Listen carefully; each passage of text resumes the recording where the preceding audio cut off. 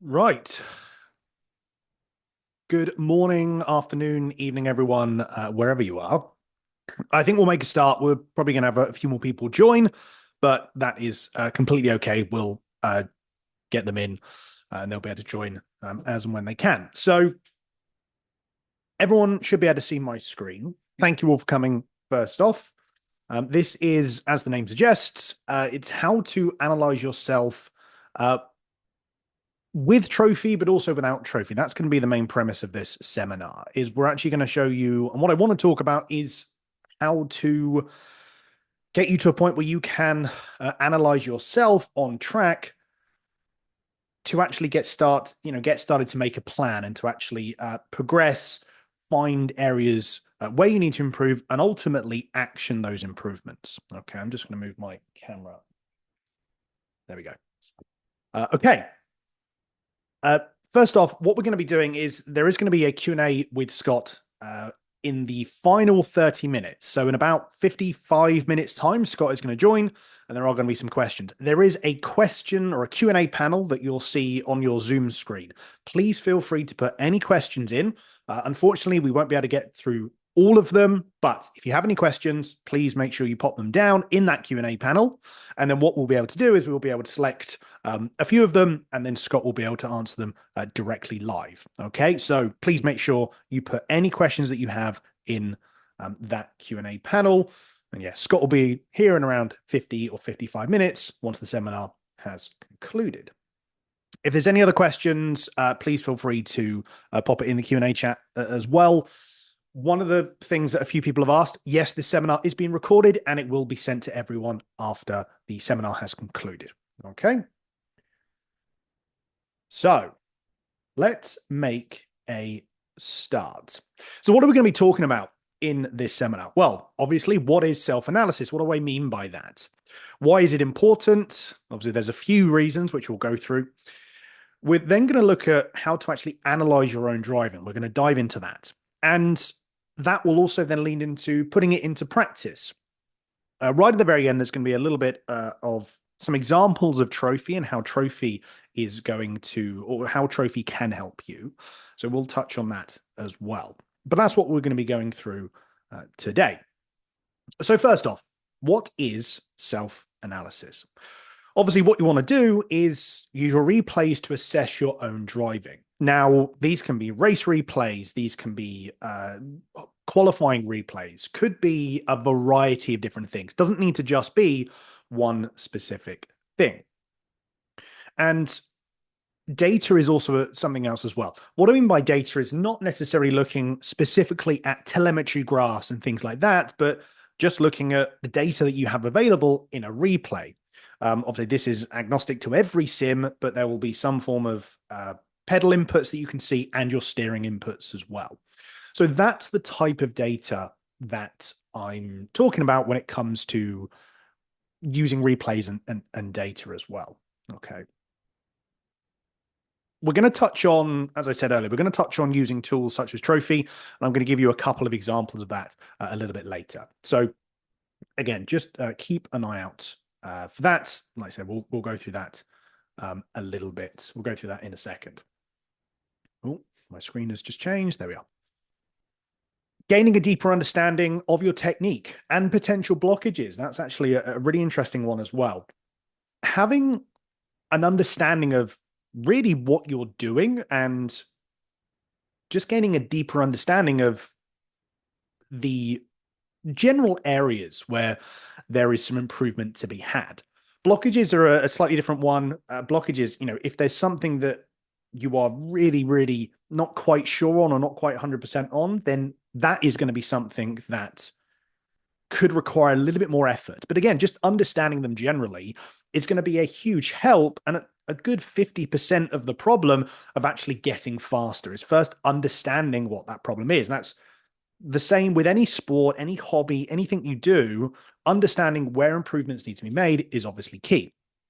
And that actually leads into the foundation of, as I just said, helping you develop. You need to develop a path to put those improvements in place. That is actually something that we also need to consider is your driving is unique to you. Your driving style is unique, and what you're doing may not be quite the same as someone else. Okay, so that's actually something you also need to consider. Analyzing yourself is always best. Right? There is no replacement for it. If you try and analyze someone else and try and take concepts from someone else, it's just not really going to work as well as if you're looking at yourself and exactly what you're doing. Something that's actually quite overlooked when it comes to self analysis is only focusing on the negatives and not focusing on the positives. Okay. Positives are always key. Regardless of where you need to improve, there are at any one time several things that you're doing right. Okay. And it can be really easy to just focus on the negatives. So remember to focus on what you're doing well as what you need to improve on. There's ultimately there's an element of actually, I suppose, getting better. Um, Obviously you want to make sure you get better, but reinforcing what you're doing well is a huge part of that. Okay. And actually making sure that, you're able to have a much more well-rounded picture. Um, so yeah, something like that to consider as well. So that is self-analysis. Why is self-analysis so important? Well, it's actually quite hard to drive on track and process areas where you need to improve. It really, really is. You've got so many things going on at any one time that it's really suboptimal to try and focus on what you're doing and improve what you're doing at the same time that you're doing it. Okay. The changes you need to make are often a lot smaller than you think. And the faster you get, the smaller those changes need to be made. It's the idea of diminishing returns. The faster you become, the harder it is to find time and the longer it takes to get that time. And the corrections need to be smaller. So that actually leads back into the point of, again, it's all unique to you. You are your driving style is very much something that you need to work towards. No driving style is necessarily bad. What you'll end up doing is you'll just start to find the tweaks that you need to make. Okay. And as I said, as it says at the bottom, there's no one size fits all approach. Okay. Everyone works in a slightly different way. And being able to understand how you work best and how you learn best is ultimately very, very key. I've just seen a couple of questions here. John's asking the valid car and track combinations. I'm assuming that's for trophy. We'll answer those in a second. And yeah, so we'll answer a couple of those. I've got Yanis and Jeff with me as well. So those type of trophy questions we can certainly answer. So yeah, again, any questions you've got, feel free to put them in. We go back to. All right. Let's look at a bit of a timeline of analyzing your own driving. What does it actually look like? There's a general rule of thumb. There's a certain path that you can follow. Again, the uniqueness to you starts coming in with once you do it a little bit more, but just repetition and getting some analysis time under your belt is always going to be key to really developing what that is going to potentially look like. Okay. So first off, you need to understand where to start. Now, this is at a very, very high level. This isn't something that you need to go really in depth to. Some of the things you need to get an understanding of is generally just a broad level of understanding of positioning and general speed. Obviously, you'll know how much time you are potentially off from an esports level driver or the top driver in your league or teammate or whatever it may be. But then just looking at the general positioning of the car, that can tell you so much. And the general positioning of the car really starts to pave the way for what you then need to look at. And that will make sense in a second when we start diving a little bit deeper into it. Once you've got that general high level understanding, then you can start getting into more detail. What I mean by that is thinking of the car's dynamics. How fluid is the car? Is it pushing too much in certain areas? Is it understeering? Is it oversteering? Generally, does it look fluid? And a great way you can understand this is by looking at your car from a TV camera perspective and then looking at the car in cockpit camera. The analogy that I use is when you look at F1 drivers or any top level motorsport, if you watch it from the TV cameras, you'll notice that the cars look really fluid. They're very smooth in the way that I don't know, it's very hard to explain, but they are fluid. Then when you jump onto the TV camera or the onboard camera, you can see them constantly making corrections and making adjustments and moving the pedals and constantly just adjusting everything seemingly at, there is no, they don't relax when they're making those type of adjustments. And that's what I mean by fluid. From the TV camera, it looks really smooth, and then they're making those type of corrections. So that's one really easy way to tell how fluid the car is. Eventually, again, as you start to understand and you start to do this more, you'll get to a point where it will become a little bit easier to just simply identify if the car is fluid or not. The other thing, identifying patterns. Patterns is a huge time saver for you to actually understand.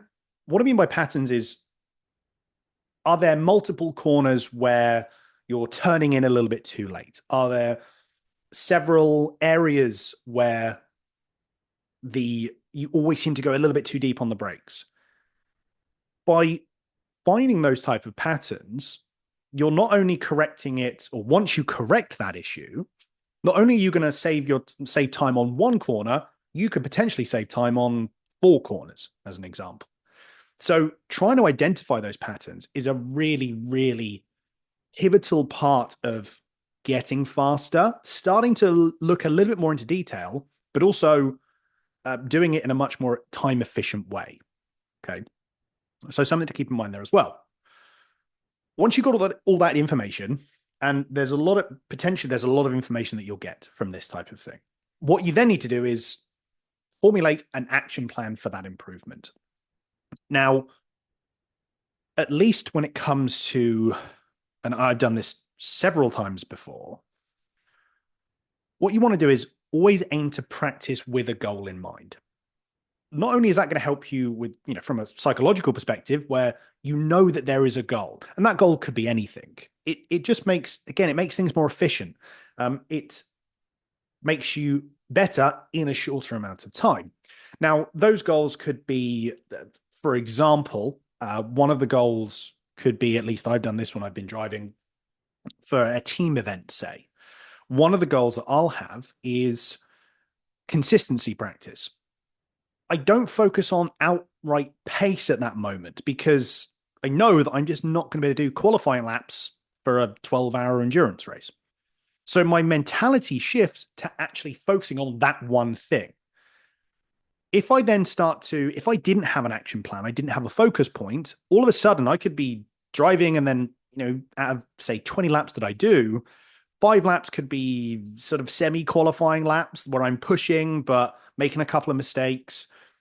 Another, say, 10 laps could be where I'm just hyper consistent and I'm, really, really in a good position where I'm fuel saving well and not making any mistakes. And then 5 laps could just be completely over the top and I just crash every time.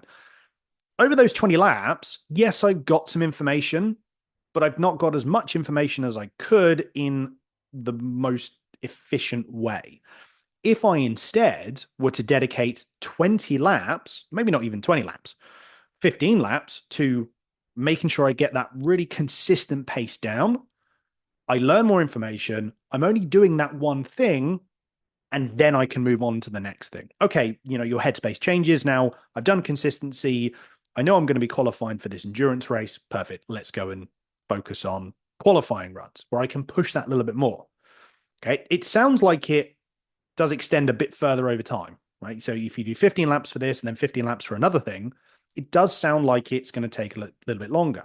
It does to a certain degree, but for that time of investment, for those two things, you get much more information, and ultimately it's going to help you more in the long run. Okay. So something to keep in mind there as well. So I spoke very briefly about high level. So high level analytics. What do I actually mean by that? And what does that entail? Ultimately, it revolves around quick wins. Again, we're talking about this from an efficiency perspective, but also just making sure that, again, from a psychological perspective, you can identify those quick wins and ultimately tackle them and correct them. The earlier you can do that, the better. First one, check lines using to the general width of the track, general apexes, those sort of things. That's something that is you can do that immediately. You could load up the latest replay that you've done from your last sim racing session, and you can look and you can simply just write down or get a piece of paper with the track map on it and just note down, was your line correct? Did you miss the apex? How much did you miss it by? You can do that almost immediately. And that then tells you straight away some information. If you know that turn 2, turn 7, and turn 9 of any track, you're missing the apex, your line isn't quite right, you're not using too much, perfect. That's information that you've got. You can then go and tackle that. Obviously, I'll go through how to tackle that and some of the other things that can help you, but that's a great way to just get a really, really quick understanding of something like that. Fluidity in the car, as I talked about. TV camera, does it look fluid versus your steering inputs? Do you notice that generally if a TV camera, when you look at the TV camera and the car almost looks like it's a bit more, I think, boxy in the way it moves, it again doesn't look fluid, it doesn't look smooth. So it brakes, the car brakes, nose dips down, and then you see it try and turn, it doesn't really do much. Then all of a sudden the front pops up and the car turns. That's an example of where the car isn't fluid.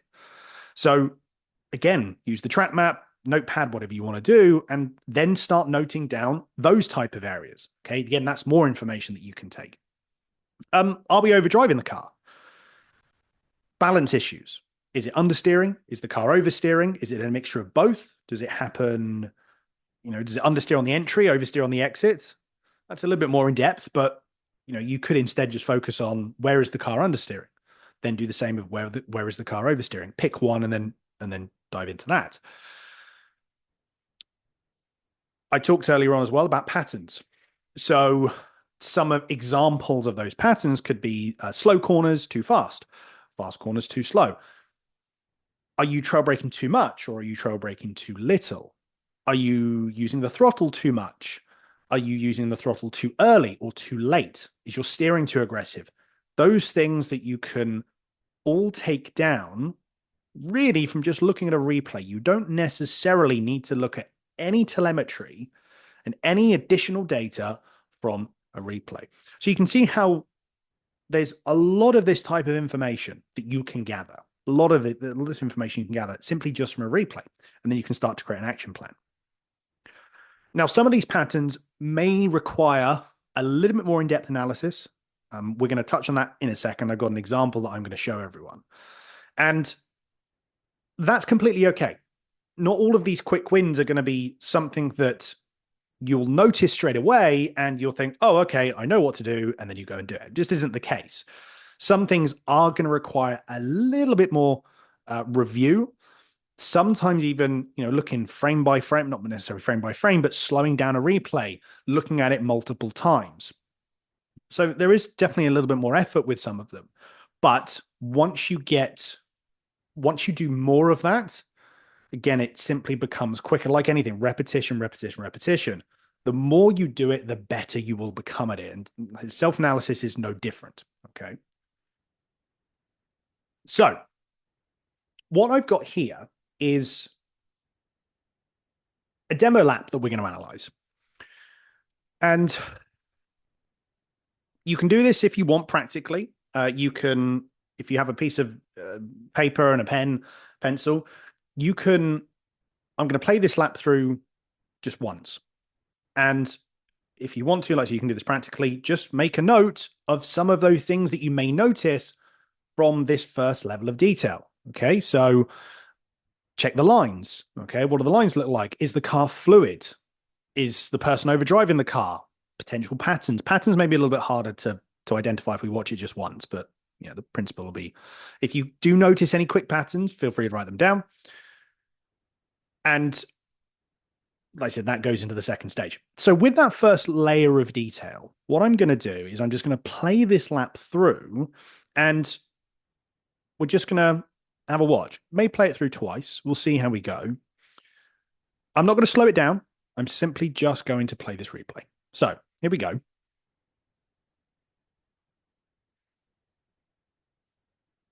And again, I'm going to write some notes down as well that I notice. So I'm just going to write some of these notes. So straight away, again, just actively thinking, what type of things are you able to identify? Remember, from that first level of detail. Okay.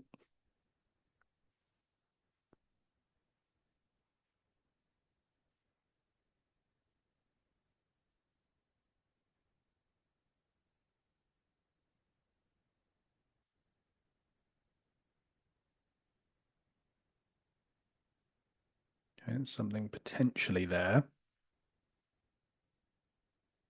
If you find something that you think may require a bit more investigation in this stage, nothing wrong with that.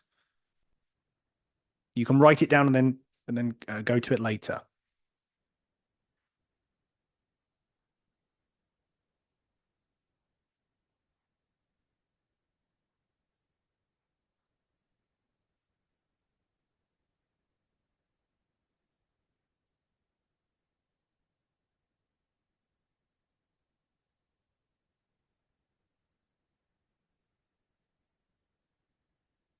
Okay, so there's a couple of I'm writing some notes for myself.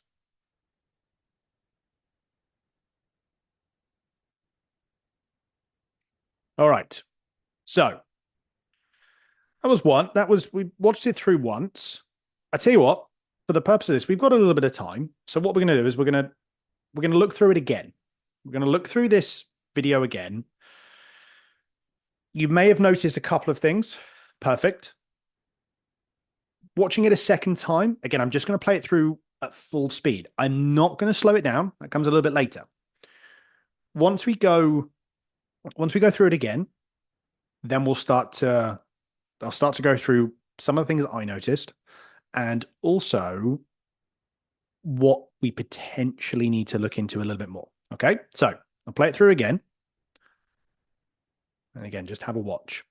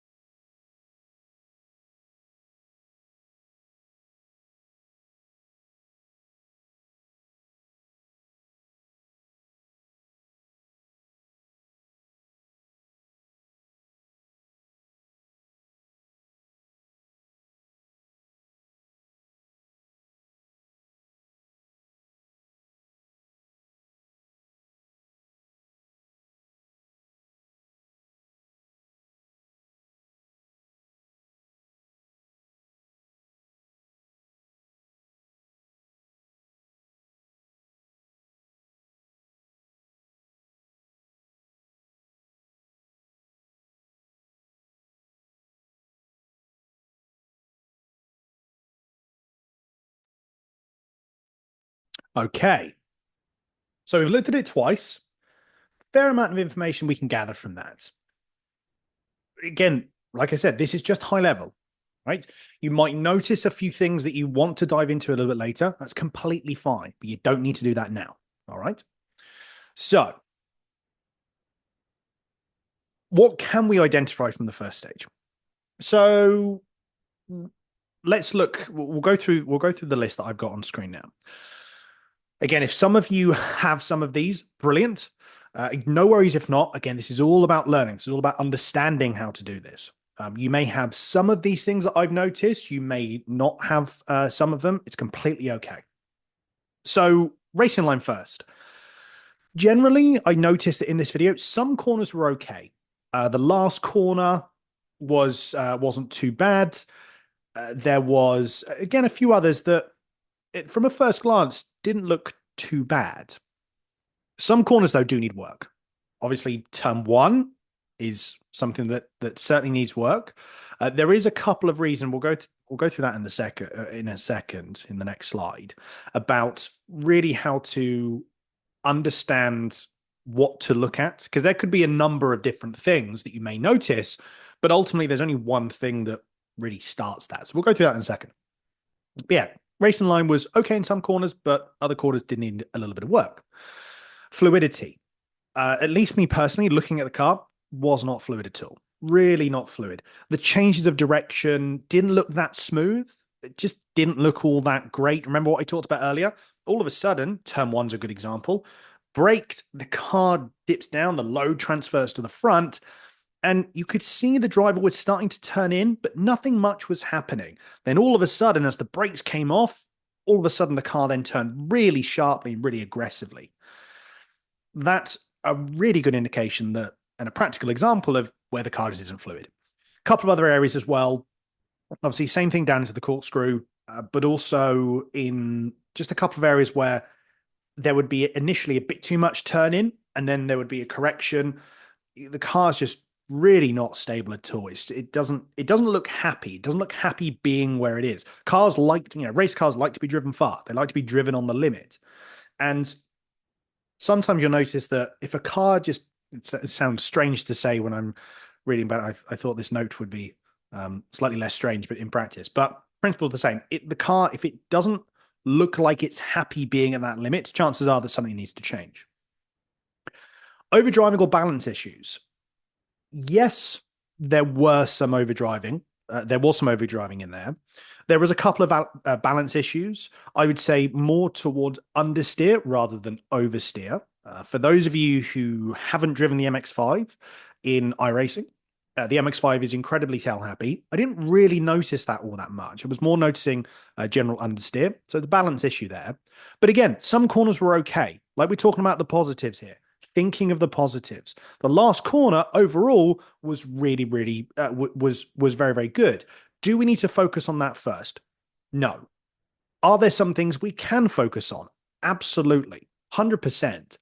But those things shouldn't really come into what we're doing there. Remember the quick wins that we need to think of. We're looking for something that we can identify quickly and then action upon quickly, okay, for this first really high level pass. Last one, patterns. One of the things I noticed, a lot of pedal overlap. Okay. Again, some corners wasn't too bad. Other corners, a lot of pedal overlap, which is going to be costing us quite a bit of time. Okay. If we think about what pedal overlap is doing, the throttle obviously makes the car go forward, the brake stops. If we're using both pedals at the same time, the car is essentially fighting itself. It's not going to be happy doing that. That does lead a little bit into the fluidity side of it as well. If the car's constantly fighting, it's trying to go forward and then not, and just isn't going to be particularly well balanced. Another thing I noticed was a general tendency for a later turn in. That was one of the things I noticed. Some of them didn't look as bad as others, and that point leads into the next topic where we go into a little bit more detail. So later turn in was a general rule. I think about a good 80% of the corners were, or maybe 75% of the corners were just a bit too late on the turn in. So that was a pattern that I noticed. And another big one was just late braking at the bigger braking zones. Down to turn one, obviously very, very late on the brakes. And the corkscrew is the same as well. The driver managed to keep it on the track, which ultimately is a positive in such a sense, but that was an issue. Okay, the bigger braking zones, just a little bit too late on the brakes. So hopefully you may have got some of those. Again, no worries if not. This is why we're here learning about how to do this better. So now, if we look at getting into detail. This is the second stage. You could take, and again, if you're time limited, completely okay. It's completely understandable. If you simply want to try and action those points, you can. Is it going to be as good as going a bit more into detail? I would, you could argue, you would probably say no, but you can still take a lot of information from all of that things, from all of those things we saw there. Bear in mind, we saw, you know, just by asking yourself those four questions, you can take an enormous amount of data from that, an enormous amount of information that you can action on. If you know how to action that, what you may find is sometimes there'll be a little bit of a sweet spot. If you aren't doing this as much and you start getting better at this, you'll find that you'll actually get quicker at really just identifying these. And if you want some really quick wins, you could just do this high level, off you go do some more driving, correct them if you know how to correct them. That can come again with more time in this and more repetitions of doing this side. And then at a certain point, again, once you start getting faster, you'll then start moving into where you need to go into more detail to get that additional little bit of time. Remember earlier I said about diminishing returns? If you're, say, 2 seconds off the pace of a top level esports driver, it's, you know, it may take X amount of time to, say, find a second, as an example. Once you're a second off, it could take that same amount of time to find, say, 4/10 of a second, right? And so those diminishing returns really get quite aggressive as the faster you get, to the point where some people are finding, you know, they could spend hours and hours and hours finding half a tenth, which can be quite soul destroying from experience. So something just to keep in mind through that. But going back to getting into more detail, the first panel that you can see on the screen now, using the root cause analysis method. What do I mean by that? Well, root cause analysis is used in several business formats, and it can really be used as a way to develop a little bit of structure and to help with efficiency. Let's say if we take a replay, for example, and there'll be a practical example of this in a second. But when we talk about assessing your own driving with the root cause analysis method, if, for example, you go through a corner and something happens on corner exit, it could be that you run wide. Okay, you run wide on corner exit and you cost yourself 0.3 of a second. That's a fair chunk of time for one corner. Now, initially, you could look at that and go, oh, well, that must mean that I got on the throttle too early on corner exit. Okay. The problem is that may not actually be what caused that entire thing in the first place. Remember, what root cause analysis is going back to the root of the cause, literally, as it's described. There could be a chain reaction from you going wide and costing yourself 0.3 of a second. There could be a root cause that isn't initially where you think it is. You could immediately work back and go, oh, well, I was too early on throttle on the corner exit after the apex. That's why I went wide. What I would do instead, personally, and what I would encourage everyone to do here, is to go one step further back and to keep going back. So what you may find is the other example would then be, okay, I went wide. I got on the throttle potentially too early. But if I go one step further back, I noticed that I was a little bit too wide of the apex. So that could potentially tell me, well, my throttle maybe wasn't actually that bad. But if you go one step further, I was 1 meter, 2 meters away from the apex, from where I should have been. Okay. So we've already found some additional information there that we wouldn't have found if we'd have simply stopped at it was throttle, that's it, move on. If we then go one step further back, and then we end up noticing that, my turning point was a bit too late. Okay, that's some more information that we have, right? You could stop there. You could go even further back. And you may also find that your breaking point, ultimately, you may just go right back to the beginning of the corner and end up looking and go, oh yeah, my braking was too late. And that's the start of that's the cause, that is the root cause potentially, or is that there's a much higher chance that the root cause of that, or what you did there by braking a bit too late by, say, a car length, that is the cause of why you went wide at corner exit, because everything else falls into place. It's that chain reaction. If you'd have simply corrected the throttle, well, okay, you would have corrected something, but it wouldn't have been the right thing to correct. Okay, hopefully that makes sense. Again, there's an example that I'll go through in a second. But it's a really, really important thing to focus on. It's something that, one is, it seems like there's initially more upfront work because you have to keep going back. It might not be just, the exit might not be the cause of going wide. The exit might not be the exact beginning, but it might be a little bit later. The turning point may be slightly wrong rather than the throttle. If you then focus on that one thing at the beginning, the very, very root cause of the problem that you witnessed and that you saw in the replay, in theory, that will adjust everything else after that point. So there's initially more upfront work, but after that, you've got a much clearer understanding of, I only have to change this one thing for everything else to change. Does that mean that you're going to simply correct absolutely everything? No, there could be multiple things that you may need to adjust. But instead of say, oh, there's potentially 5 things that happened, in the several, the different stages of a corner, if you were to fix one of them by braking it a little bit earlier, you may then correct 3 of those things immediately. And then you only have to focus on 2 things. Okay. Your braking point and maybe your throttle positioning ever so slightly.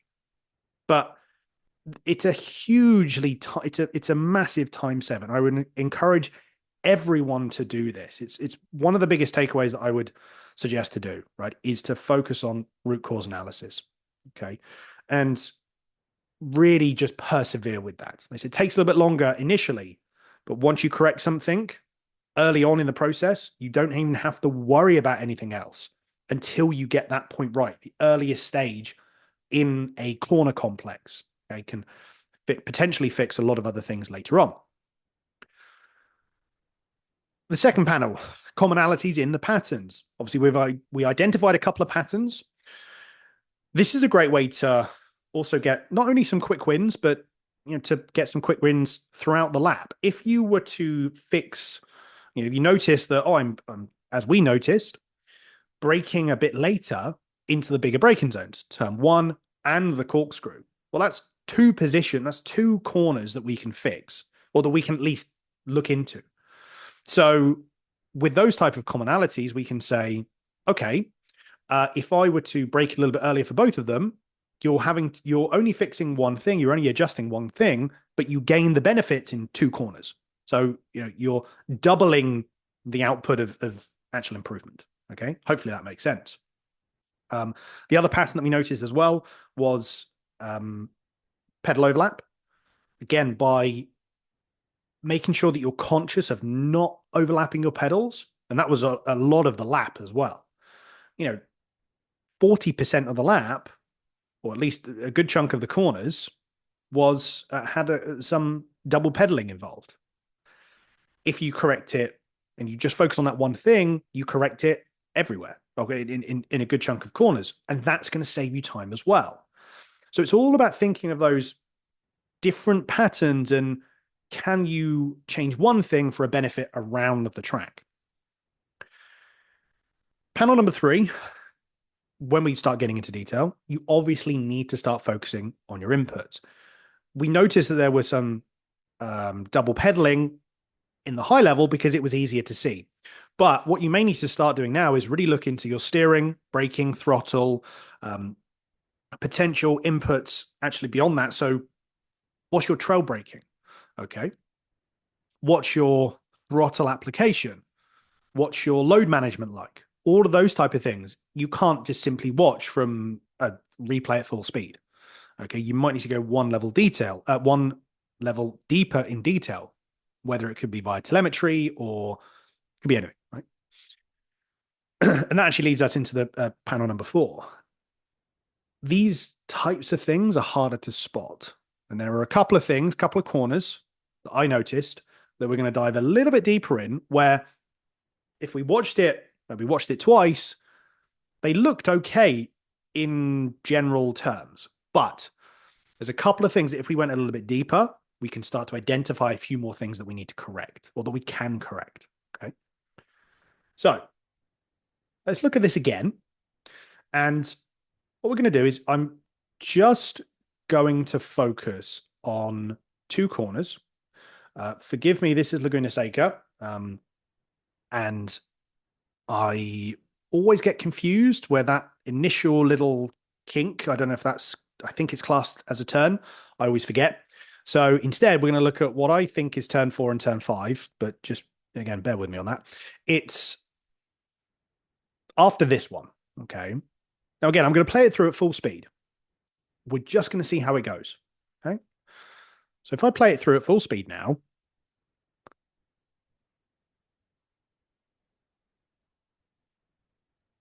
and then we stop there. Again, it didn't look all that, there didn't look like there was that much to change. But if we slow it down, all of a sudden we give ourselves, there's a bit more information that we can take from that. Okay. More importantly, there was a couple of things. If I go back to, yeah, so I'm just going to slow this down now. I can play it in a high resolution, which I think I can. There we go. So let's really slow it down. Let's go half speed to start with. So if we go into turn 4 now, what I'm going to be looking at here is notice the apex point. Look at where we are for the apex. If I pause it here, again, we're now going into that frame by frame. We are ever so slightly further away from the apex than we need to be. And there's a little bit too much steering angle. And what that does is it affects the corner exit. Obviously, we're full throttle at this point, admittedly, but notice we have to lift on corner exit. Now, at this point, when we're in the throttle, we want to be fully in the throttle, okay? So if we look, and we can do this, we'll do a practical example of root cause analysis. This is how I would perceive this. This is exactly what I do when I review my own telemetry. This is exactly what I do. So we noticed that we had to lift off. Okay, we had to lift off the throttle, and we need to understand why. So let's go a little bit further back. That was the issue. So let's go one step further back. Let's look at, again, just after the apex. Well, this is at the point of where we had to lift off. So we could just say, yep, let's just add some more throttle and just keep our foot in. Okay, potentially, but let's go even further back. Let's look instead at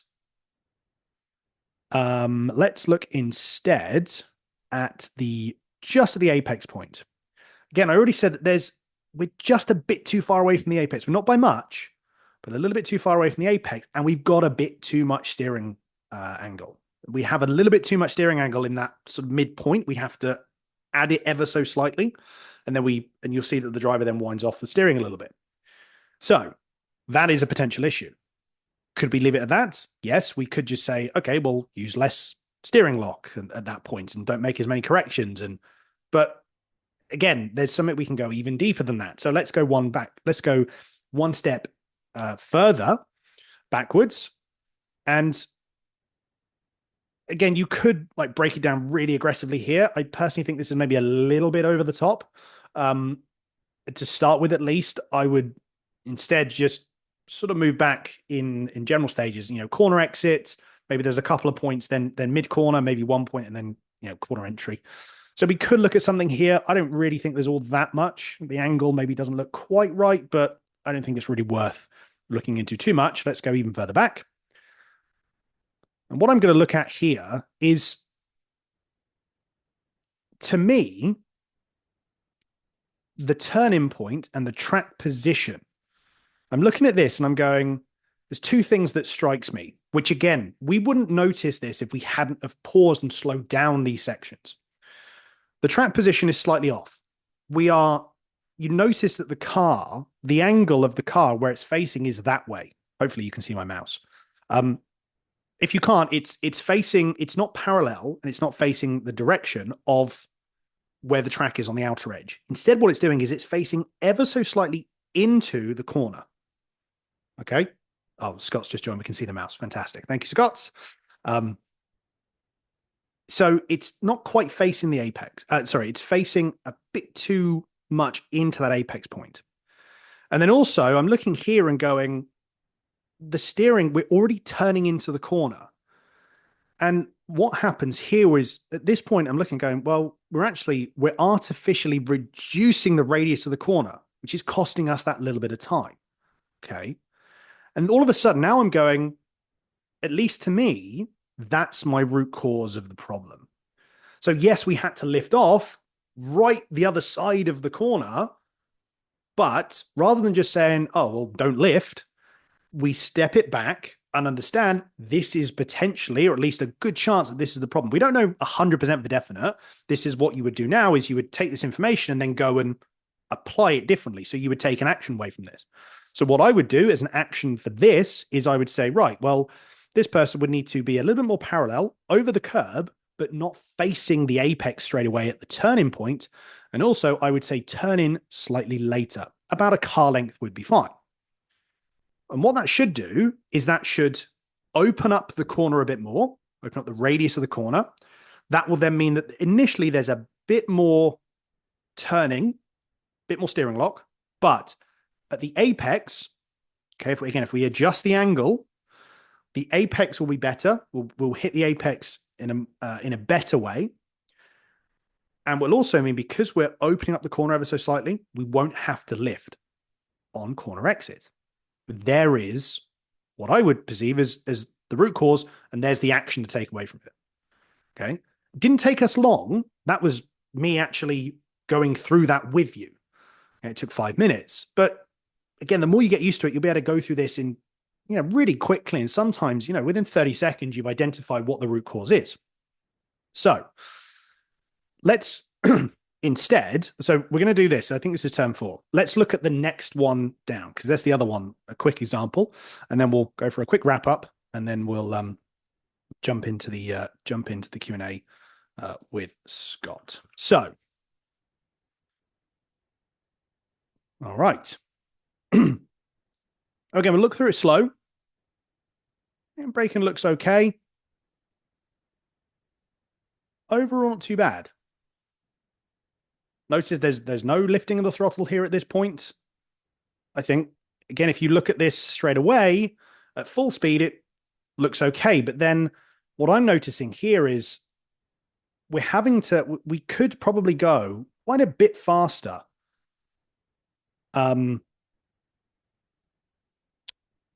We might need to, I reckon we can go a bit faster on the exit here. That's where I really reckon we can really pick up some pace. Now, again, you could just say, right, well, let's go back to the apex point. Let's go back to where we add the throttle, which is, it's quite early. So we add the throttle here. Now, I could just say, all right, well, we'll just add the throttle earlier. But looking at it, I think realistically, there's actually we're quite far away from the apex at this point. Generally, I would say, this is too early to get on the throttle. Any earlier than this, it just isn't really beneficial for us. There's something else we can look at. So let's go one further. Let's go even further back. And let's go to where our turning point is. So overall, turning point to me looks good. So I reckon one of the things we could probably do is, again, this person could be a bit further over to the right, use a bit more curb, but I don't really think this is the issue. I think the initial racing line is good. One of the things that I do notice, though, is at this point here, well, actually, if we go and look at our braking point is here. It's actually a little bit before that, right? It is there. There is the braking point. And I'm looking at this going, this seems like this is like quite a ways away from the apex of the corner, right? Now, if we look at, trail braking and generally trail braking and things like that, because we're braking a bit too early, it means then that we finish the braking earlier, which then means we get on the throttle earlier. And that could potentially costing us, that could be costing us a little bit of time. So what I would say through here is if this person braked later, say at the 2 board, a couple of car lengths later, but kept everything else the same, then naturally they would be entering into the corner faster. They'll also be able to carry more apex speed. Okay. And instead of getting on the throttle here, because they're carrying more entry speed, they'll be able to carry more exit speed, even if they get on the throttle later.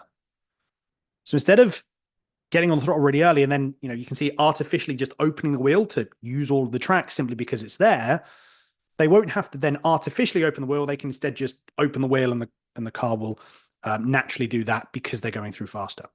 So those are just 2 examples there where I think it's really what we ideally want to be able to make sure that we can do. It's, again, understanding those type of root cause analysis. Okay. So with that in mind, we'll come into the final slide, and then what we're going to do is we'll jump into Scott's Q&A. Thank you, everyone, for the questions. Like I said, we might not be able to get through all of them, but like I said, I just want to quickly touch on, ultimately, this does take time. Analyzing yourself does take a lot of time. And as I said, the faster you get, diminishing returns, it becomes even harder to find that time. So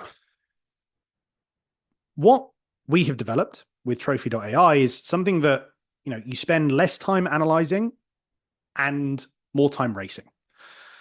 So what I've done is we've had someone run a lap in Laguna Seca in the MX-5 in the same conditions. We've had someone run a lap. And what I'm going to do is share my screen. I'm going to share Trophi and show you what Trophi identifies and show you how Trophi works, or at least one element of how Trophi works, okay, with the post-lap analysis. Remember, this is what we're doing. We're doing post-lap analysis here. And you can go really into this rabbit hole of how detailed you want to go. With Trophi, it does all of the legwork for you. And as I said, it allows you to focus more on actually having more time on track and more time to enjoy yourself and get faster. So I said, we will just go, let me just reshare my screen. And we'll just make sure that Scott is all good to go. And then we shall make a start. Sorry, everyone. Where are we? Sorry, everyone. I will get there in a second. Bear with. The joys of technology. Share. And here we go. Trophi. So everyone now should be able to see my Trophi screen. Yes, they can. For those of you who are familiar with Trophi, obviously, again, this will be second nature to you. But what we have here is, for those of you who haven't used Trophi before, this is Trophi. Notice that I'm in iRacing because that's the sim that we've got for this example. We do have it supports iRacing, ACC, F1 as well. And we also have Rocket League. That's a story for another day. But if I go into iRacing, and if we look at Laguna Seca, which is the lap in the Global MX-5 Cup, I did a lap time of 1:44.2. I'm going to click that. And what it's going to do is the AI is going to be analyzing what I did versus, it's just going to be analyzing what I do versus an expert lap. And notice here, so a couple of things that we can immediately take away from this. What it's done is the analysis, the post-AI analysis, has looked at the entire lap. This isn't just 1 or 2 corners. It's looked at the entire lap.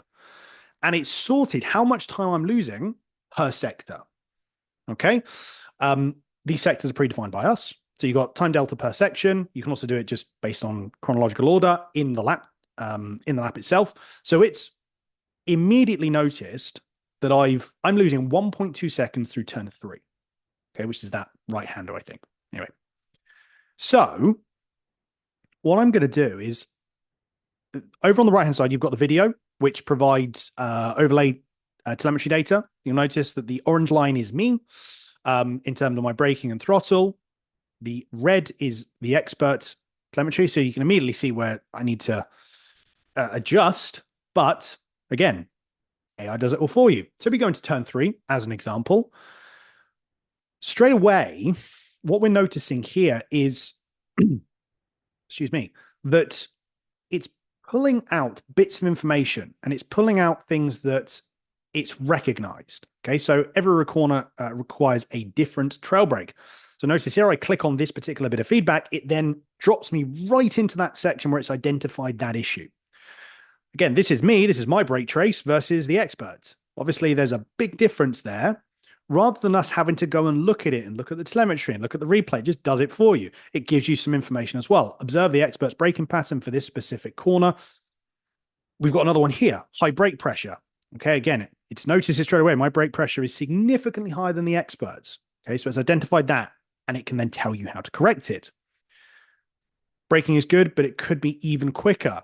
It also identifies that. My braking is a little bit slower than the expert, so something else I need to focus on. You don't have to action all of these points, but you can action a few of them. Okay. So let me, and then we'll do another quick example, and then we'll jump into,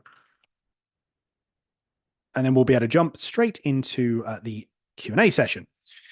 So if we go back here, this was a big one. So turn 10 lost 2.3 seconds, huge amount of time. So one of the things straight away through here is I'm braking and the expert isn't even braking. Again, perfect understanding of talking about high level immediately. It's identified something and it's gone, well, it's showing me that I'm braking, but the expert isn't. Okay, I then need to practice on not braking through this corner. Okay, it even works on throttle. Okay, it works on your braking, throttle, gearing, steering, things like that as well. And like I said, ultimately, it's done all of that self-analysis work that we're talking about. Again, you can still do it yourself, but Trophy is something that does it for you. Okay, so there's loads of other things that we've also got here as well. So we've got different assessments where it grades you on your performances in certain core skills and then track specifics, turning point, peak brake pressure, things like that. Once you get into details of this, you can see, okay, I've got a grading of a D here. So I need to click on that. I need to focus on this point here, right? So lots of different things that I really can extract from this and also things that I can take away. I don't have to action all of these points now, but if we were to do it in time delta per section, well, obviously turn 10 is probably something I want to focus on quickly or focus on first because it's something that it's the biggest time loss for me. So that's the one thing I'd focus on first, or you can do it in the order of the track itself. Completely up to you. This is just a small snippet of how Trophy can help. Like I said, you can still go through the analysis that we've talked about. So the whole purpose of that seminar was to teach you how to do self-analysis. But again, Trophy is just a way that you can do it and a way that it can do it for you. So again, you can enjoy yourself more on track. We do have a offer at the moment. So if you go on to trophi.ai, we'll send you an email with the details after. But if you go onto the website, you can sign up. You get 4 months free of the premium. If you subscribe to the annual premium plan, you get 4 months completely free. And that does include a 7-day free trial. So something to keep an eye out. But that's enough of the Trophy info there. What we want to do now is, I'm sure why a lot of people are here, which is fantastic. A big thanks to Scott for actually taking the time to do this Q&A. So what I'm going to do is I'm just going to stop my screen share. I'm then we're just going to get Scott all set up. We have got, again, your questions. Fantastic. Thank you very much for all of your questions. And what I'm going to do is just allow, where we got here. I'm trying to make sure that I can allow Scott's camera for a second. So just bear with, and then we will get everyone sorted. Okay.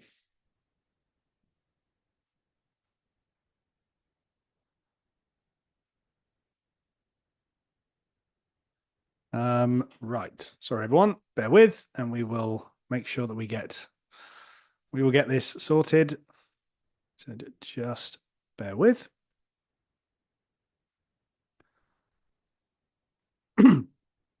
Excuse me. Okay, again, still got time to maybe throw in a few questions. Please do feel free. I can start, Dan, if you want. By all means, yeah, You kind of absolutely. fix Please, the video. It's probably please, best that people don't see my face anyway. So, please do hey, go ahead.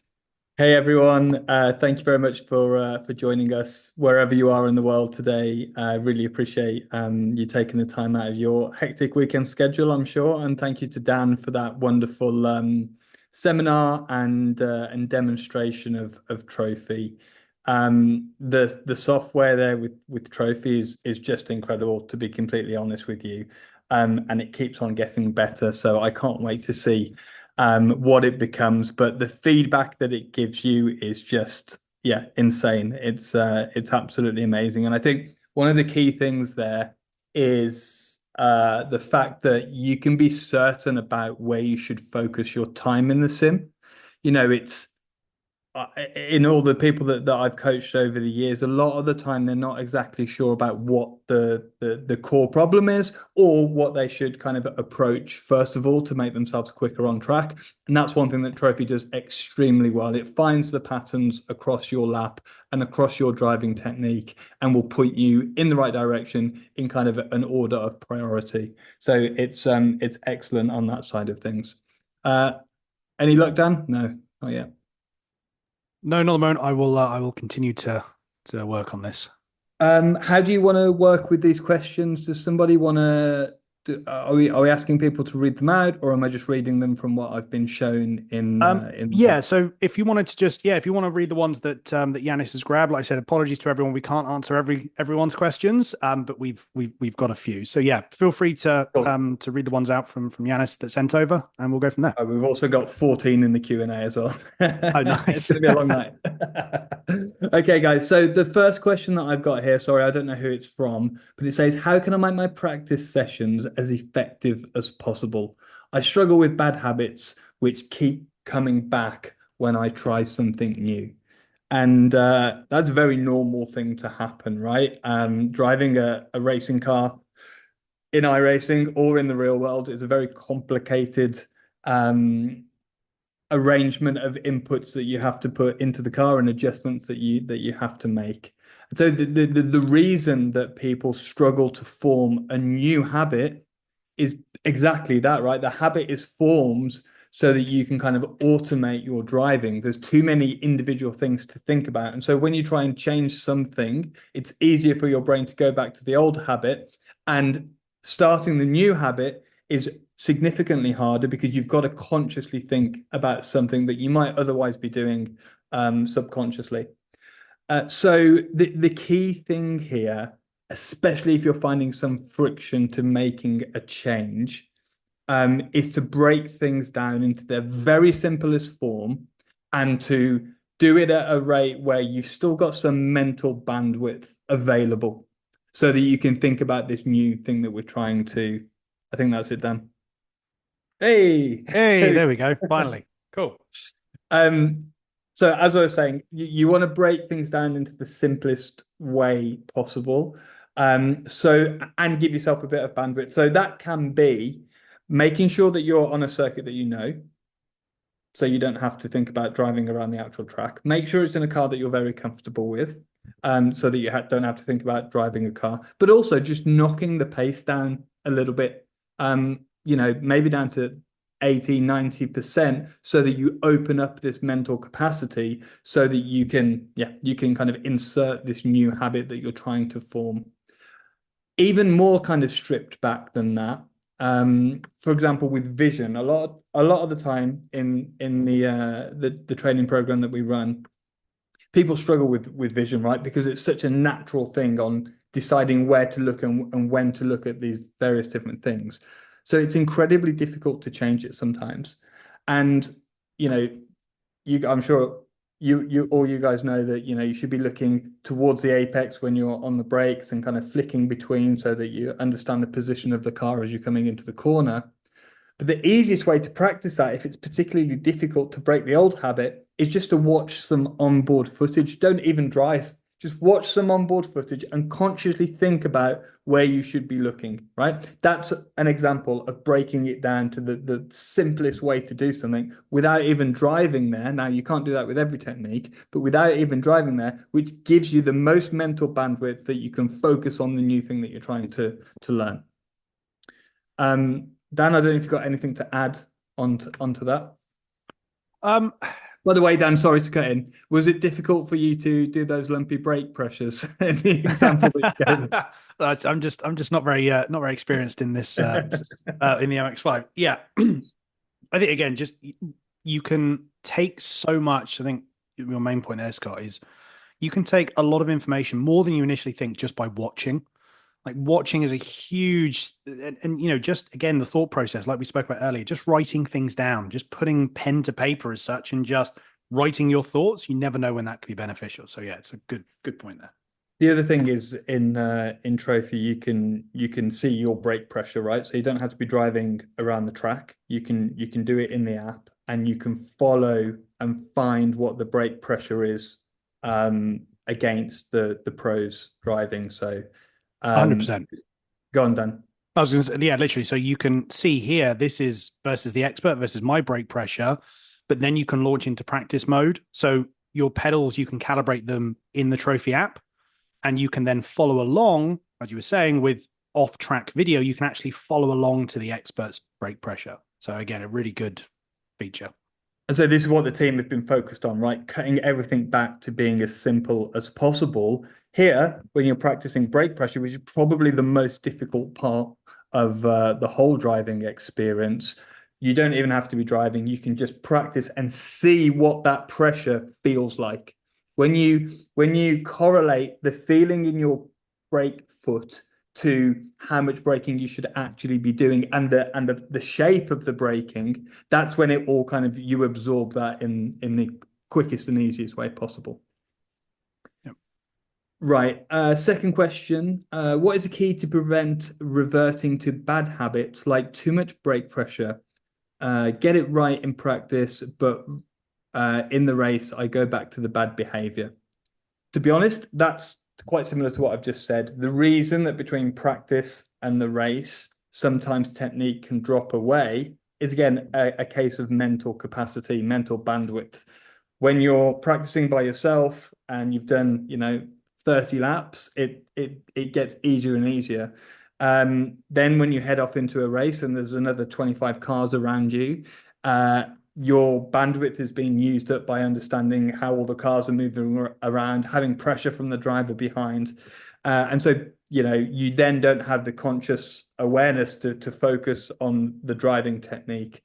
The key thing here is to just, as much as you can, maybe assign a bit more time to the practice, because what we're trying to do is just get all of that technique, the feeling, how you kind of the inputs you put into the car, get that embedded into your nervous system, right? So it becomes that natural way of driving. And once you do that, then you can go and race, and having 25 cars around you will be much easier at the pace that you were driving in practice because you'll have done it so many times. So fortunately, like as much as we can give you the tools to do it, you've got to feel what that brake pressure is like. You've got to do that in the heat of the moment. So there is a certain amount of practice time that, of course, is going to be required.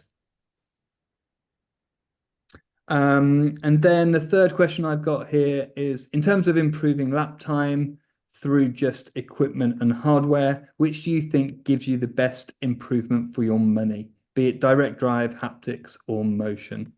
This might be one for Dan, but I'll give you my kind of 2 cents on it. Haptics and motion, I don't think add that much, but to be fair, I've only been on a few. I'm going to test an F1 simulator in a couple of weeks, so I'll let you know what that's like. If you've got a spare Just couple casually hundred slip that grand, in there then as you do. yeah. Um, for me, the biggest difference was probably the pedals, especially the brake pedal. So I've got some Belt pedals, and I just the refinement on those pedals and having that load cell in there kind of made everything a lot more accurate for me. And I think that Yeah, I think that's the case for a lot of people. Even, the guys in Canada here at Trophy, they recently, and fairly recently, had an upgrade in equipment. And Mike, who's my co-founder at Trophy, he said that it just became easier. And mainly it was down to the brake pedal. But I'll leave this one to Dan if you want to expand, Dan. Yeah, again, I think it's as Scott said, the pedals. Like pedals are such a big improvement. Don't get me wrong, direct drives are all are very, very good, and but the problem is that they're really expensive. Well, they're becoming cheaper now, but they can be really expensive. A set of secondhand Huizenveld pedals that are 3 or 4 years old, they'll be absolutely bulletproof, and you just will not have issues with them. And it's such a step up. Like you potentially talking, as Scott said about Mike, it just becomes easier. I think to a certain element, I'm not saying this completely, but driving at the limit shouldn't be necessarily hard in the sense that you have to fight for every tiny bit of performance, etc. Obviously, there is to a point, but by getting something like a load cell pedal, doesn't have to be Huizenveld, any load cell from a potentiometer, that's without a shadow of a doubt the best bit of upgrade you can ever get. Great. Okay, so I'll move on to the fourth question, which is from Fotis. Overslowing. What's the common drivers, and where should you look first for the root cause? What's common for drivers, and where should you look for the root cause? It's easy to understand if you are under the target speed, but difficult to understand how you got there, i.e., brake point, brake pressure, turning point, or combination of all of them. Okay, yeah, this is a very typical thing, and it's not great for driving because it means that all of the dynamics of the car are kind of out of phase as you head into a corner. For example, brake too early, realize that you've broken too early, you get off the brakes way before you should be, you get back on the throttle to take up that extra bit of speed and get yourself back to the right speed. But by that time, the rear of the car sat down, the front's up in the air, you've got a load of understeer, and then you're running off the road on the exit. All of that is because a lack of confidence of how consistent you are as a driver on the brakes. There's two parts to it, as Fotis mentioned there. First of all, the braking point. Secondly, the braking pressure. And we have to make sure that these two things are consistent before you start edging your way down deeper into the braking zone. So again, this is something that you can look at in Trophy. You can look at looking at your replays, just making sure that your braking point is consistent, making sure that your braking pressure is consistent. Otherwise, there's too many variables, there's too many things going on, and you're never going to be able to understand where you can absolutely brake if your braking pressure is all over the place like this. So that's why we focus so heavily on braking and trail braking, because it defines kind of the way the car goes through the entire corner. So first of all is getting the braking pressure consistent. Again, that's through repetition, through feel, so that you're correlating what you're feeling through your braking foot into your brain, and you understand that that's probably the highest pressure that you can get on the brakes while you're in a straight line. Once you've got that, then you can pick your braking point, drive around slowly, understand really where that braking point is, and use that braking point. If you stop too early, if you slow it down too early and you're having to get off the brakes early, get back on the throttle, next lap, just move it down by 5 meters and keep on doing that until you enter the corner at the right speed. You need to do 97% of the work is on the braking point, and then the last bit is on how you trail brake through the corner, and that's where you manipulate the balance of the car. But yeah, the key thing there is consistency on the brake pressure, and then you can move your braking point further down the track. Anything to add there, Dan? No, I think again, just obviously in terms of from the sim side, obviously Scott's got all the expertise in the real world, but the sim side is pretty much the same. The amount that you can take and apply to the sim is incredible. But yeah, just yeah, I think just taking that information in slowly, start building up. Again, initially it seemed like there's a bit more upfront work, but the benefits outweigh that initial upfront work. You'll become so much more. You'll just become faster and better in a much shorter amount of time. Very good. Right. Next question. How do I approach learning a new track? There's actually an old Driver 61 video on this on the channel back when I was doing the driver training stuff on there. This is from Lawrence, by the way. Thank you very much. So I mean, again, for me, it's about breaking things down into a simple form. So we want to be watching videos of people who are, more or less on the pace. We want to be taking a trap map, making some notes of the big stopping zones, the big braking zones, understanding where that breaking point is. And it's probably the kind of most important thing. You might want to make notes in certain areas of the track if you can't quite see, through a sequence of corners. But doing some research, watching some videos, and then when you're actually out on the track, again, kind of taking the first 2 or 3 laps fairly steady so that you just understand where the track goes. A couple of reasons. We don't want to go off. Secondly, we don't want to worry about having to try and keep the car on the track when actually we want to be using our capacity to understand and learn where it goes, right? And the vision is critically important at this point. Should probably be looking a little bit further ahead than we would otherwise. And then the getting up to speed is, for me, the first area that I work on is those big braking zones. So if somebody's braking at the 100-meter board who I know is quick, I'm going to brake at 120 the first lap.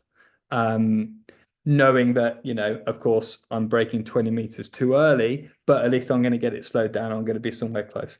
Then on my next lap at that same corner, I'm going to have a reference from the previous lap, say, oh, that was way too early. I'm going to go 10, 12 meters deeper on the brakes now and see where that kind of gets me, and then do the same the next lap. So still a little bit too early, but probably 5 meters too early on the brakes. So I'm going to get on the brakes 5 meters later. And then you slowly kind of creep down towards those braking points. So it's about building up. It's about building up in a conscious way, a way where each lap you're getting incrementally better. But the problem is, if you push yourself right to the limit straight away, you use up all your mental bandwidth, and then the learning goes out of the window.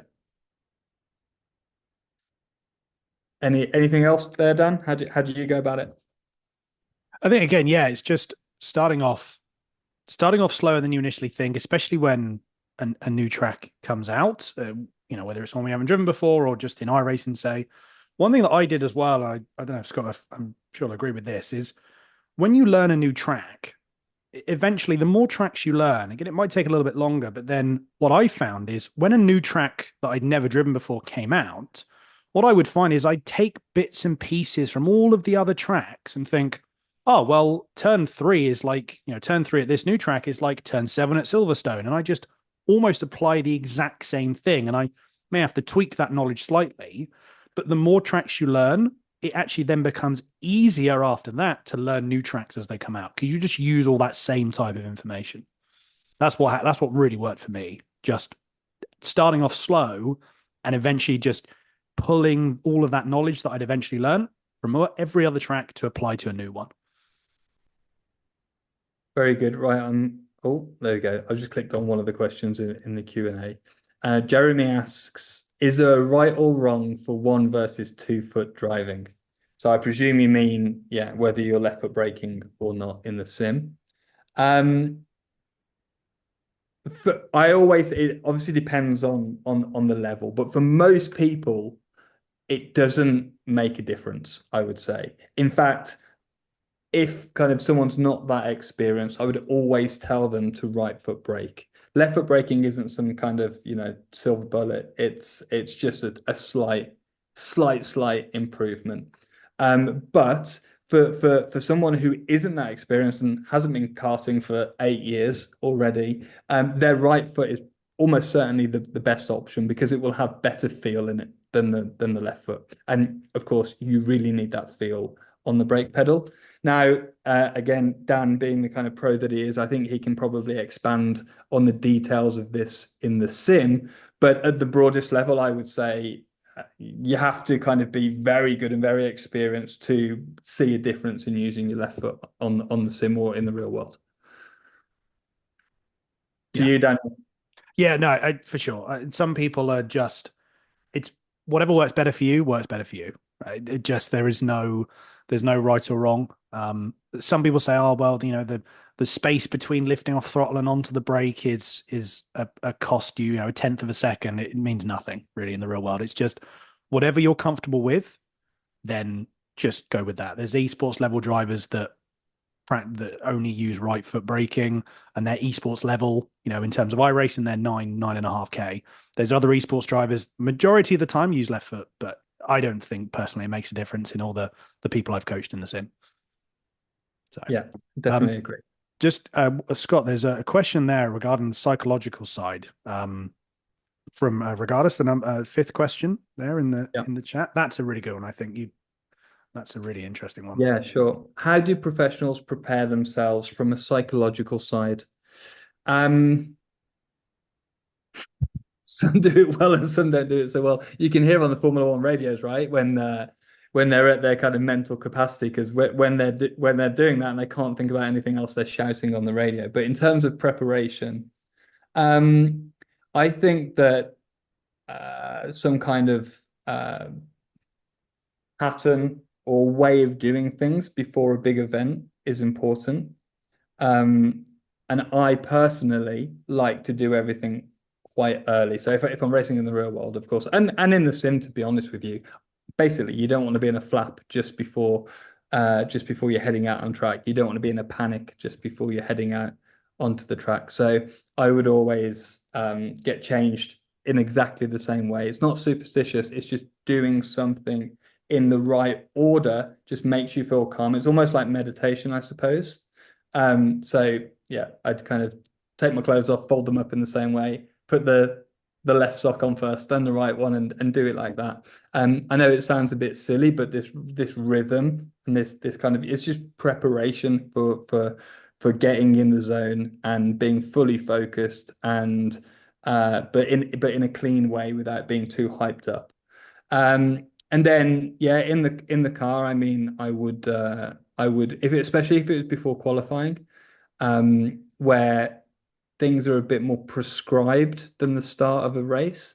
So what I mean by that, the start of a race, you don't know what's going to happen really. Somebody might spin in front of you, or you might get a great start and be overtaking people or leading from the front. Who knows? But going into qualifying, you can kind of it's a lot more consistent to what you've just been doing in practice. And so I would visualize at those points as well. I'd visualize all of the braking zones. I'd visualize all of the downshifts. I could hear the engine running through and the balance of the car and all of these different things. And I really think that helped me to settle down and be like 100% focused. Again, Dan, I don't know if you've got anything to add on to that or any other questions. I'll be more than I happy think to. again, like what you just said there, it's what works for you, building that mental pathway of you do the same thing every time before you get in the car, before you start a race. One thing I do, don't ask me why I do it, still to this day, I have no idea. But when I'm on the grid, I move the wheel to the right, then to the left. I do that twice, and then I pull both paddles twice. I've done that for however long, and it's one of those things where it's natural for me now. Every time I jump in the car on the grid, I just do it. I almost don't think about it. So yeah, you're just building up something. Yeah, like I said, putting your socks on in a different order. Just anything to simply help you calm. I think what Scott was saying about visualization as well. I've only recently started doing that. Me and Scott had a conversation about this a while ago, actually, and only just started doing it a couple of months ago. What a difference! You don't necessarily think it's going to benefit you, but it's almost just a tiny bit of additional preparation somehow. And again, it's an incredible. We could go into hours of conversation with this psychological side, but yeah, it's impressive how it can really help. That's a good one, Dad. I've never heard that. Full to the left, full to the right, Yep, two no idea paddles. why, but there we go. Well, but it's that marker, right? It's that line in the sand to say, okay, I'm on Yes, it now, on focus, and I don't know what kind of brain chemistry is going on there, but there's a lot going on, and so it's that kind of that marker. I think in the sim it's different to the real world because for it sure. you go into it much quicker, right? It's just like it Yes. just happens and it's done. So it is quite hard to kind of, whereas in a race, you kind of get prepared, you go on Yeah. the grid, you've got time to do it. It's kind of this schedule anyway. So if anything, yeah, you want to get into it quicker in the sim. Yeah. Right. I'm conscious I of the time. okay, yeah. Well, I'm just saying, I'm just conscious of the time, Scott. I know obviously we had 30 minutes. Did you want to go through one more? I'm all right to go for another 10 minutes if people are interested. That's fine. Yeah, if that's Yeah, okay, yeah. that's very, very, Yeah. very kind. So yeah, we've still got a lot of questions. So yeah, we'll keep going. Great. Well, thank you to listening to me drone on, guys. Appreciate it. So next question. I feel like I'm always under the limit of the car until I'm not, and then I spin. What's the best drill to get used to finding that sweet spot, and getting or staying on the limit? Um, I think if you are under the limit and then over the limit, the jump is too big, right? If you're under the limit, feel like you're under the limit, and then all of a sudden you're kind of backing towards the wall, the jump um is too big. The consistency and the kind of incremental increase in speed isn't there. You're going from, if the limit's like this, excuse me for waving my hands around, and you're driving like, if this is the perfect limit, you're driving around at 80%, and then all of a sudden you take a big deep breath and go, okay, I'm going to go in quicker to this corner, and then jump to here. You're just smashing through the limit, and the car can't take it. So advice there, first thing is that you want to make sure that you are consistent first of all before you even worry about the limit. Because if you're not consistent, when you reach the limit, you're going to be plus or minus 10%, maybe more, who knows? So when you do that, then it makes you not very confident because as you've just said there, Jason, you're either under the limit or heading backwards into the gravel. So we need the consistency there. The consistency, typically the biggest problem is vision, right? We cover it in our masterclass, and it's the first thing that we talk about because that informs most of your racing line and the speed that you're carrying into the corner. Making sure that you're looking far enough ahead and um, that you're on the right racing line and you're slowing the car down to the right speed. All of that, well, the majority of it comes from where you're looking on the track. Once you've got that consistency and you feel more comfortable, then it's about taking small steps to creep up to the limit. As I mentioned, when I'm learning a new track, braking, giving yourself 20% margin on the brakes from replays that you've watched or quick laps that you've seen, and then creeping down, edging down until the kind of car feels like it's moving around more, more refined than what it is at the moment, Jason, into the corner. If you watch a replay and just try and brake at the same point as the driver that you've just watched, then it's not going to quite be there because you have to do the work in between. I mean, that sounds cliche, but you have to do the work in between to creep yourself there because at each of these little levels, you're getting information about how close to that limit you are. So that would be my main advice: is kind of creep up to a little bit more. Make sure that at the beginning you're consistent. Right. Next one. The best way to practice understanding the best use of appropriate brake pressure at the appropriate time. The best way to practice understanding the best use of appropriate brake pressure at the appropriate time. I don't quite understand that question, Dan. Do you?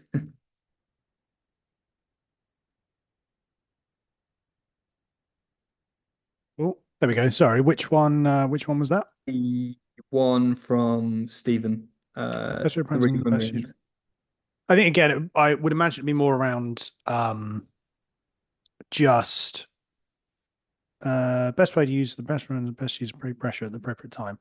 Imagine again, but I think forgive us, Stephen, but like how would we practice, or how would someone practice Yeah, I simply think that's it. using that brake pressure, or like using the correct brake pressure at the appropriate time? Like how would you practice the timing of it? How would you practice get into Yeah. that pressure. Okay. So the best way, and this is obviously a plug, but trophy is the best way, and that's why we've made it, right? Because it is the best way to do these things and practice these things. The first thing that you need to get right is that correlation between how much pressure you think you're putting on and what you're actually feeling through your foot.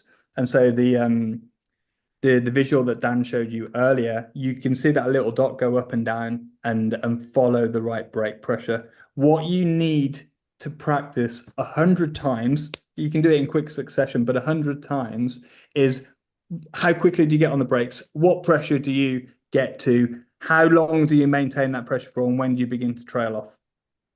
And this is why we built that part of the app, was so that you could do that rapidly and quickly and see it, right? You get confirmation straight away. Oh, I was a little bit over. I was a little bit under. But you get that confirmation straight away. So you're building this muscle memory of how much pressure you can put on, how long you keep it on for, and then how kind of gently you need to take it off.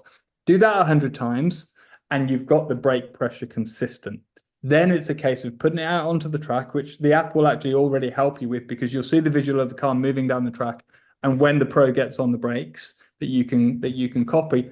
But when you then go on the track, brake, 10, 20% earlier, you'll have the muscle memory, you'll do it naturally. You'll get to that right pressure naturally, you'll trail off naturally, because you've done it in a low stress state where you're not thinking about keeping the car on the track. You're just only focused on brake pressure. And that's where the quickest learnings come. Dan, anything else there? No, I think again, yeah, you nailed that one. I don't think there's anything else, nothing else to add there. Okay, last question that I've got here. Hi, I noticed when using the tools of the AI that apart from the inconsistency, there's something I'm really consistent. I'm too smooth on the steering wheel. Can you explain how to correct it? From Luca. So, you'll have all heard smooth is fast. Uh, However, that's not always the case. In regards to the steering wheel, right? We're also used to watching Formula One now, where they come up to a corner, they turn in with a perfect rate and get on the throttle, turn out with a perfect rate. Everything is like so delicate and nice and smooth. However, look at Formula One from 20, 30 years ago, and the drivers are like this everywhere. And so when you're thinking about being smooth, what you actually need to think about is the platform of the car moving in a smooth way, not your steering necessarily being smooth. For example, when you come down to a corner, you get on the brakes and the nose of the car dives. You start to trail brake, the nose comes back up, and as you turn in, the car rolls to the outside, compresses the outside springs, right? And then you mid corner, you kind of not on the brakes, not on the throttle. Then you start to pick the throttle up, and the car gradually sits down at the rear. The front comes up, and you drive out of the corner. It's those movements that need to be blended and need to be smooth. Because if you're doing this on the brakes or you're turning like this, it's peaks of load that you're asking for from the car.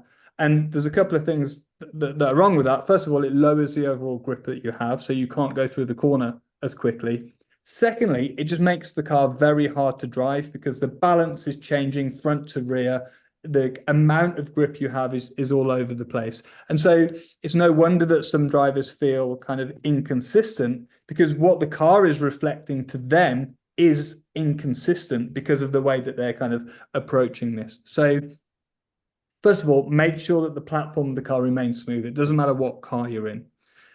Second thing is your hands can be moving around. So a car that is on road tires and kind of more of a saloon car, you will see the steering wheel move around a lot more than you would do in a kind of slicked and winged Formula car. But you can still kind of dance around. The key thing is the car diving, turning, and squatting in a blended and smooth way. And unless you've got anything to add, Dan, I will move on to the next question. No, yeah, we can move on. Like I said, obviously, conscious of the time, we'll get another one or two I'll do this last one. Yeah. All right, When perfect. learning a new technique like vision or better steering, how would you really know when you learnt it to a well enough standard that it's subconscious? Does it like click? Does it click, or will you see it in lap time telemetry? I think there's multiple things that will happen here. The key one for me, and having sat to so many, next to so many drivers in the real world over the years, the key thing is that they can start to think about something else while they're doing the previous technique perfectly well. So I'd get them to like drive around counting, right, to see if it had actually stuck. They'd say, yeah, I've got it now. I'm doing it kind of naturally. And then I get them to count, or I get them to tell me where they were looking, and then it would go out the window, right? So if you are able to do something else, whatever that might be, that proves that it's natural. Again, something that you see with Formula One drivers, you see the ones that have massive capacity because they're thinking about the strategy, they're communicating in a kind of calm and gentle way, whereas the ones who kind of aren't as good, they're screaming at their engineer and they're not thinking about strategy at all. They're just thinking about keeping the car kind of going in the right direction. And then, yeah, the other point, as you mentioned, Luca, is it does feel like it clicks. You're kind of doing it, and you feel like you're in the zone. You feel like everything is fluid and flowing.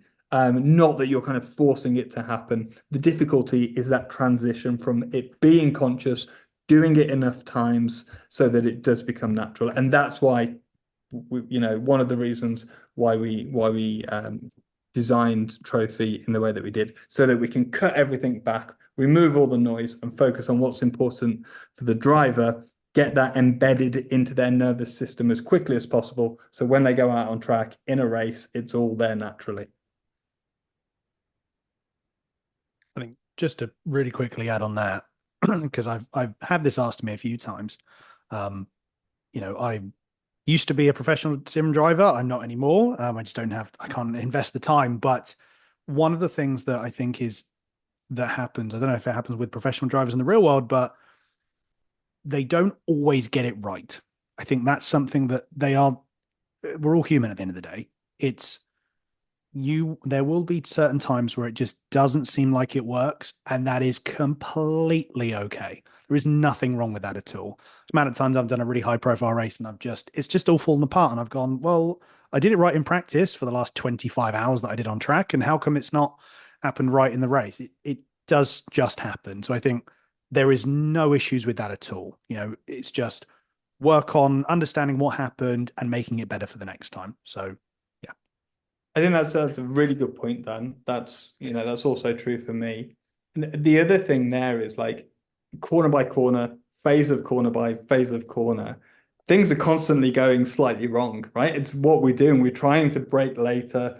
We'll do it by half a meter too late one lap. We'll miss that apex by a tiny little bit. We'll pick up the throttle a little bit later. And then we will adjust on the following lap. So it's this constant um cycle of analyzing what you've just done and adjusting your technique, whether that's where you brake, how quickly you come off the brakes, your racing line, whatever it is, adjusting that on the following laps. And that takes capacity, right? That means that your braking, your throttle need to kind of happen naturally so that you can kind of coach yourself in the end. You're constantly changing what you're doing in the car if you're driving at the limit all the time. You have to be constantly changing what you're doing if you're driving at the limit all the time, because the car's constantly changing, the track's constantly changing, the tires are changing, the fuel is coming out of the car, so it's getting lighter. There's a million different things. The wind is changing. So there's a million different things that are changing. So you obviously have to adapt to that all the time.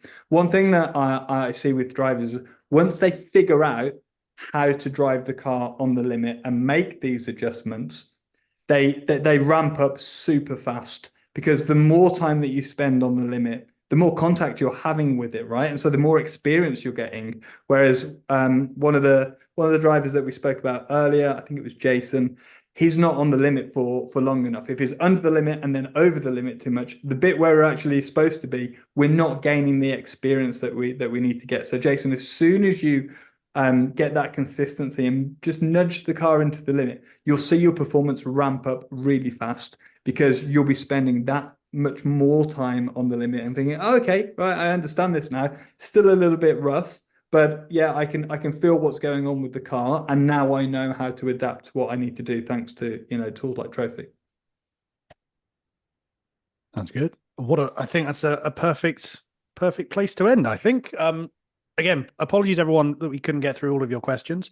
Um, you know, if there are any other questions that people have regarding the app, feel free to email us at support@trophi.ai. We'd be more than happy to help. But yeah, just Scott, thank you very much for jumping in for the Q&A. That was, I'm sure everyone found that incredibly valuable, as did I. I learned a few things as well, which is nice.